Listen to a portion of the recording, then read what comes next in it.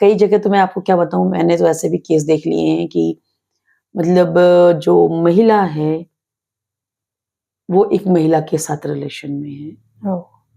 और एक तो बड़ा ऐसा केस है जिसमें महिला जिस महिला के साथ रिलेशन में है, उसी महिला के साथ उसका पति भी रिलेशन में है। ओह गॉड! अब समझ नहीं आता है कि ऐसे कैसे हो जाती हैं चीज़ें, बट होती हैं। मतलब इस तरह की परिस्थितियाँ भी एग्ज़िस्ट कर रही हैं सोसाइटी में। और आजकल तो एक नया ट्रेंड चल रहा है। महिलाओं को पुरुषों की आवश्यकता ही क्या है? महिला ही रोमांस कर ले, पुरुष ही रोमांस कर ले। जो जो प्राकृतिक चीज़ है, जो प्रकृति ने बनाई है, उसको भी हम ब्रेक करके गंदा करते हैं। अभी एक बहुत जैसे-जैसे हम आगे बढ़ते जा रहे हैं ना सोसाइटी में, तो लिव इन रिलेशन में अभी तक तो अपन अगर 2 महिलाएँ एक साथ हैं तो हम लेस्बियन कहते थे। 2 पुरुष एक साथ हैं तो उनको गे कहते थे। अब वो कहते हैं कि नहीं, हम लिव इन पार्टनर हैं। ये एक्चुअली ना आपके आपके गलत फैसलों को ढकने का एक तरीका बना बहुत लिया। अच्छा तरीका है। फिर उसके बाद देखिए एक नया चल रहा है कि भले ही आप अब क्यों सुना होगा आपने, है ना? क्वेयर एक बड़ी आ चुकी है लिव इन के साथ-साथ में कि हम लिव इन में थे और मुझे ऐसा फ़ील हो रहा था कि मैं लड़के टाइप, मतलब हूँ लड़की बट लड़के वाली फ़ीलिंग रखती हूँ, या मैं लड़का हूँ बट लड़की टाइप की फ़ीलिंग रखता हूँ, तो मतलब मुझे अपना जेंडर भी चेंज कर लेना चाहिए। ये सब कुछ लिव इन से ऐसे उठ के आ रहे हैं कि हम क्या बताएँ? एक और मेरे पास एक व्यक्ति आए थे, ऐसे ही जेंडर चेंज करने को लेके। वो बंदा अपनी बुज़ुर्ग माँ को लेके आया, जो जिसके पेंशन से घर चलता था। ये कुछ कमाते नहीं थे, ये सपने देख रहे थे। इनको किसी ने बोल दिया था कि मैं 4-5 लाख रुपए लगा दूँगा, पर जेंडर चेंज होने के बाद मैं प्रायोरिटी पे रहूँगा, है ना? और ये जो सपने देख रहे थे कि मुझे बहुत आश्चर्य होता है कि लोग ऐसा सोच भी कैसे लेते हैं कि जेंडर चेंज हो जाएगा ना, आप देखिए कैसे लोग मेरे आस-पास घूमेंगे। यूँ कमा लूँगा, मैं माँ को तो ऐसे रखूँगा और मेरे पास आने के लिए वो जो फ़ीस उन्होंने ली थी, वो माँ से ली थी। मैंने उनकी मदर को ये फ़ीस वापस करी। मैंने बोला आज के बाद इस लड़के को कोई पैसा नहीं देना है। तुम्हें अपना जेंडर चेंज करवाना है, तुम्हें कुछ और करना है, तुम्हें जेंडर चेंज करने के बाद तुम्हें दिख रहा है कि तुम जिस तरह की चीज़ों की बात कर रहे हो, you do on your own. उस बुजुर्ग महिला को आप कुछ देने के लिए हो। और मैंने उन माताजी को बहुत समझाया। मैंने कहा आपका ये जो पैसा है आपकी बीमारी के लिए, आपके इमरजेंसी समय के लिए रखिए। इनको अभी पता ही नहीं है ये क्या बोल रहे हैं, सिर्फ इसलिए कि कुछ लोगों ने इनको कह दिया तू चिंता मत कर, हम तेरे लिए ये व्यवस्था। कुछ लोग लाइसेंसिंग करने तैयार हो जाते हैं। कुछ ने कह दिया मैं पैसा लगा दूंगा, मेरे को प्रायोरिटी पे रखना। तो ये जो चीजें है ना, सुन के ऐसे लगता है कि हम कहाँ जा रहे हैं। लिटरल बहुत सारी देखिए, मैं ये नहीं कहती हूँ कि चीज़ें नहीं रही होंगी, बिल्कुल रही होंगी। अचानक से तो पैदा नहीं हुई हैं, बट वो ढकी रही होंगी, छुपी रही होंगी। एक मोरल और एथिकल वैल्यूज़ की वजह से अंदर-अंदर रही होंगी, तो सोसाइटी हमारी डिसऑर्गनाइज़ नहीं हो रही थी। लेकिन अब तो सोसाइटी ओपनली डिसऑर्गनाइज़ हो रही है। विवाह है, अरे ठीक है, कोई बात नहीं, तुम पसंद नहीं आ रहे, मुझे तुम्हारे साथ नहीं रहना, जान लो। ठीक है, तुम्हारे साथ नहीं रहना।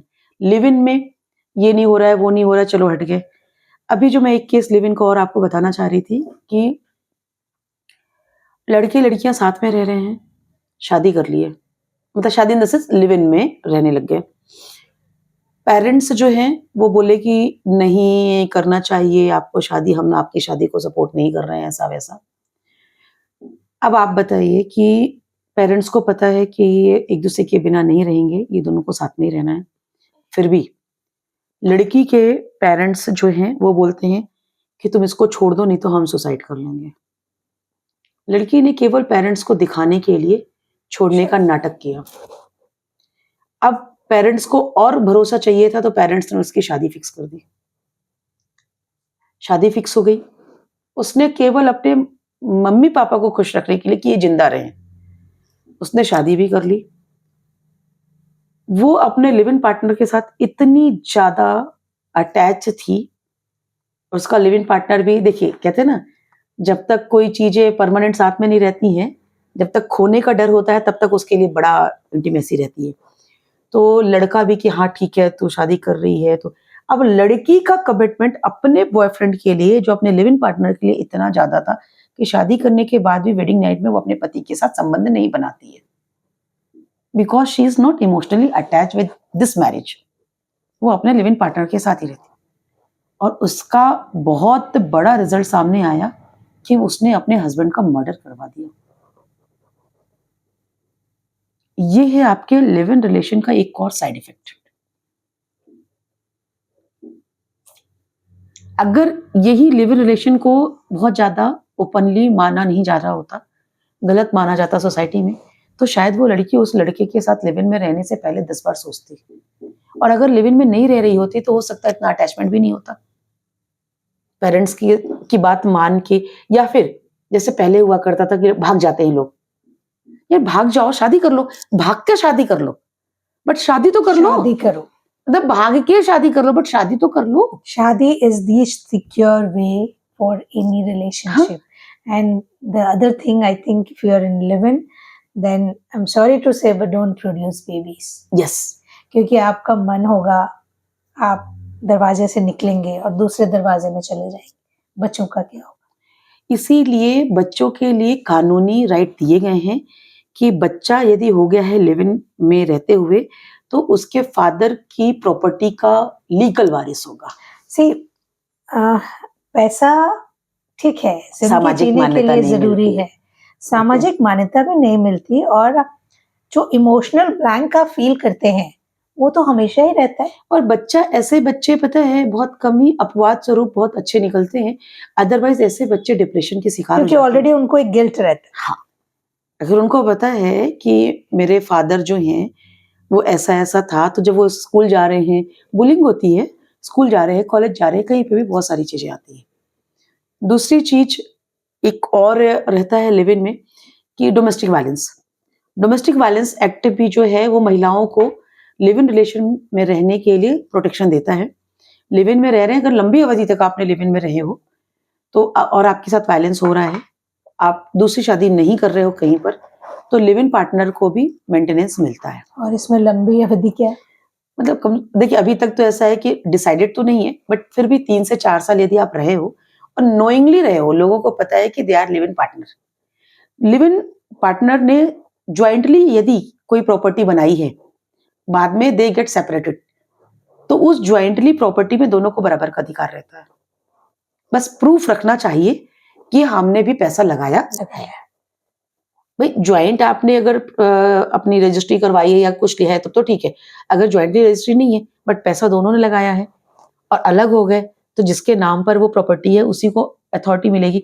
तो अगर आपके पास प्रूफ है कि आपने दिया है पैसा, तो उसमें आपका भी प्रॉपर राइट रहता है। महिलाओं के लिए एक बहुत बड़ी प्रॉब्लम है कि महिलाएं सोचती हैं कि नहीं वो पति है, पति मतलब बड़ा आजकल लोगों को मिस बिलीफ है इस चीज का कि हम तो पति पत्नी के रिश्ते में, लिव इन को बहुत कानूनी मान्यता है, पत्नी जैसी मान्यता है। तो मैं एकदम बिल्कुल क्लियर करना चाहूंगी, बिल्कुल भी पत्नी जैसी मान्यता नहीं है। अगर पति है आपका और पति शांत होता है, आप मैरिड हो एंड आप विडो होते हो, तो ऑटोमेटिक कानून के अंतर्गत आपके पति की पैतृक संपत्ति, पति की अर्जित संपत्ति में बिना कुछ बोले आपको हर चीज का अधिकार आपको मिलता है। और लिव इन पार्टनर में नहीं मिलता, लड़ना पड़ेगा, लड़ने में भी नहीं मिलेगा यदि संबंधित व्यक्ति की पहली पत्नी है तो, क्योंकि आप तो काउंट ही नहीं करते, आप तो इलीगल हो। आप इलीगल हो और लिव इन पार्टनर हो, और अगर आपके मेल पार्टनर ने कोई विल नहीं लिखी है, आपके लिए वसीयत नहीं लिखी है, तो आपको कोई कानूनी राइट नहीं है, आपको कुछ नहीं मिलेगा। सीखने वाली बात फिर यहाँ ये है कि आप जिसके साथ भी लिव इन में रहें वो शादीशुदा नहीं होना चाहिए, बिल्कुल वरना आपको कोई राइट नहीं है। अदरवाइज हम सोचते हैं हमें तो प्यार हो गया, अभी वो शादीशुदा है तो ठीक है, क्योंकि इस तरह से पोर्ट्रे किया जाता है कि भाई अब मैं शादी में खुश नहीं है इसलिए ये दूसरा रिश्ता है, तो आपको कानूनन कोई अधिकार फिर कभी नहीं मिलेगा, बिल्कुल नहीं क्योंकि आप एग्जिस्ट ही नहीं करते कानून के लिए। नहीं